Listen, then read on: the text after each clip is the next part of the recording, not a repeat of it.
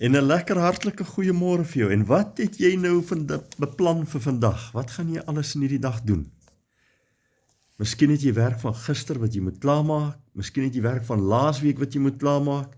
Miskien het jy 'n bergwerk voor jou wat jy nie eers beplan het voor nie. Miskien sit jy dalk met 'n probleem en jy weet nie hoe om dit op te los nie. Hoe dit ook al sê, hierdie dag lê uitgestrek voor my en jou. En ek en jy moet hierdie dag betree met 'n vaste tred en geloof in die Here.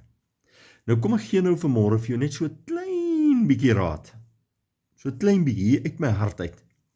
En dan vat ons hierdie dag met 'n krag.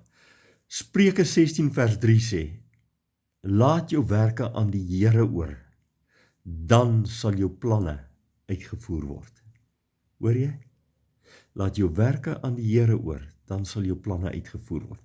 So wat jy ook al beplan vir die dag, wat jy ook al in die dag wil doen, gee dit alles in die hande van die Here. En hy sal dit tot stand laat kom. Here, dankie dat U hierdie dag vir ons gegee het, en dat U ons help om ons planne te laat uitvoer. Amen. Jy moet 'n baie lekker dag hê. Bye bye.